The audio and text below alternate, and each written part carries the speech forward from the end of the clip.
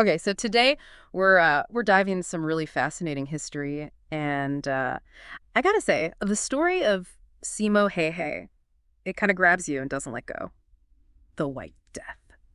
Right. Just hearing that nickname gives me chills. You sent over some articles on him, and wow. I mean, you start reading, and it's just like, how much of this is real? It's a question that's captivated people for years, historians and, well, just about anyone who's come across his story. It's like fact and myth are all tangled up. Exactly. And you got to wonder, like, what is it about these larger-than-life figures, these war heroes, that just captures our imagination? But okay, before we go too far, let's back up a bit. If we want to understand the legend, we got to start with the man himself, right? And that's where it gets interesting. I mean, his beginnings, they were anything but extraordinary. Häyhä was one of 8 kids born on a farm in Finland back in 1905. Right. So we're talking hard work, simple living, really connected to the land. Not exactly the typical picture of a deadly sniper, is it? I mean, I've spent a bit of time on a farm, and let me tell you, patience with livestock, it doesn't exactly scream deadliest sniper in history. Right. And yet when you look at those early years on the farm, it takes on a whole new meaning. Think about it. The Finnish countryside, quiet forests, a young Häyhä learning to hunt, becoming incredibly skilled with a rifle. It wasn't just putting food on the table, it was precision, patience, understanding the environment. Almost like he was unknowingly preparing for what was to come. All those skills, that discipline, the observation here, those would become his greatest weapons. Exactly. And those qualities went beyond just being a good shot, too. He was known for being quiet, unassuming. Like you look at childhood pictures of him and he almost blends into the background. It's that still waters run deep thing, not seeking attention, not looking for glory, which is so interesting given what he becomes known for. Definitely. Speaks to an inner strength, a confidence that would serve him well later on. See, at 19, Häyhä began his mandatory military service, just like all Finnish men. But it was his time with the Suojeluskunta, that's a volunteer militia, also known as the White Guard, where his marksmanship really took off. I've read a bit about the Suojeluskunta. They were a major part of the Finnish defense forces, right? Absolutely. Highly trained, fiercely patriotic. They were ready to defend their nation. And within this group, Häyhä's talent flourished. He excelled in shooting competitions, racking up awards for his accuracy. So he goes from farm boy to this sharpshooting star, talk about a movie, but then history takes a turn. The year is 1939, the world's on edge, and Stalin sets his sights on Finland. This is where the Winter War begins. It's a conflict that would make Simo Häyhä a legend. The Winter War was a clash of ideologies. It was this David versus Goliath struggle. You had the Soviet Union, this massive power against the determination and spirit of the Finns. And the landscape itself, it played just as big a role as the armies. And setting that brutal, unforgiving landscape, it's what makes Häyhä's story even more amazing, really. You got to lay it out for me, for our listeners. What were those conditions really like? Okay, so picture this. It's the middle of winter. We're talking temperatures way below zero, like 40 below, sometimes even colder. You got these dense forests, everything covered in snow. The air is heavy, silent, like every little sound is amplified. Man, it's like something out of a scary movie. I can barely handle a snow day in the city, let alone trying to survive out there. It was brutal on everyone. But the Finns, they had an edge. They knew this terrain like the back of their hand. They were prepared for it, both physically and mentally.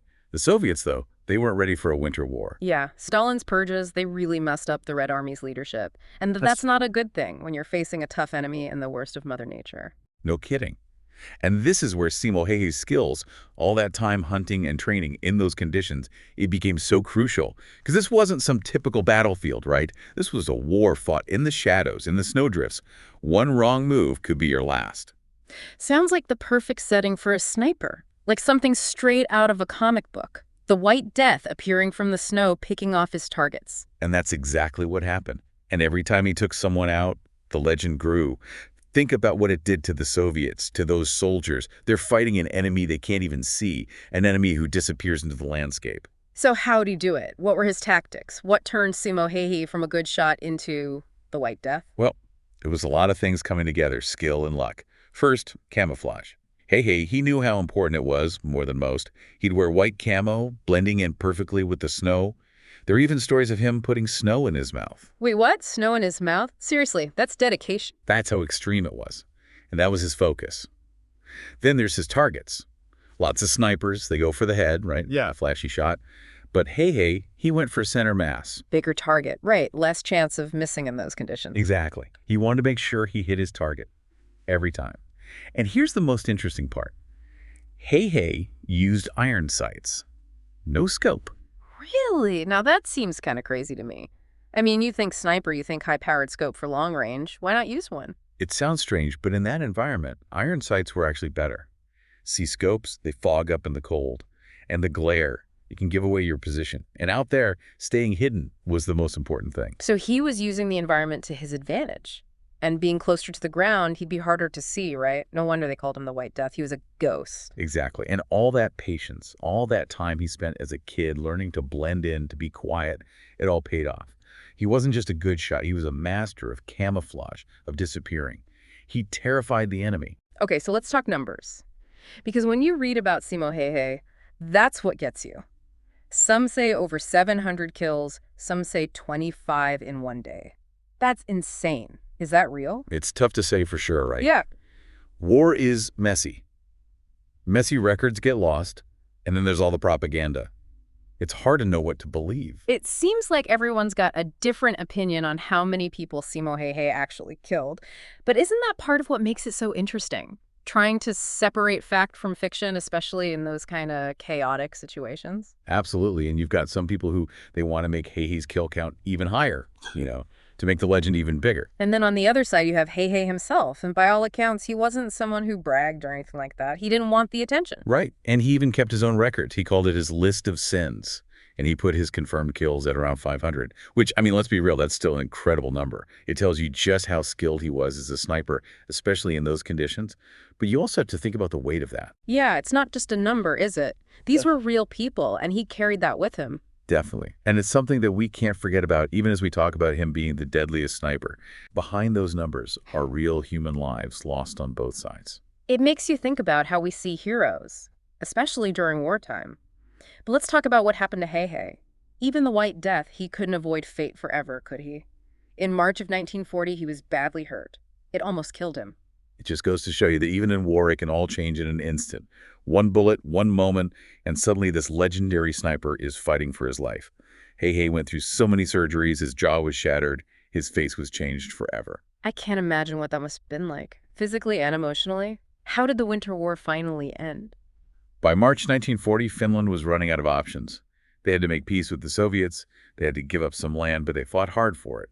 And the world saw that. They defended their country against a much stronger enemy. It's a tough way to win, but they kept their spirit, their independence. What's really interesting to me is how Häyhä lived after the war. This was a guy who could have been famous, but he didn't want that. It's true. He received a lot of honors for what he did. He was even promoted by Field Marshal Mannerheim, who was a legend himself.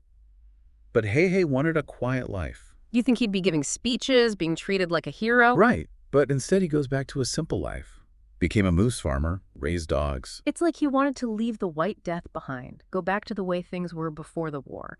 The farm, the hunting, that was who he really was. It makes you think, doesn't it? What is it about these war heroes that we find so fascinating? Yeah. And what does that say about us, about how we look at history? Simo Häyhä, the White Death. A man who became this legendary figure but never wanted to be. A man who never forgot the true cost of what he did. It's a story that sticks with you, makes you question things, and those are the best kinds of stories, aren't they?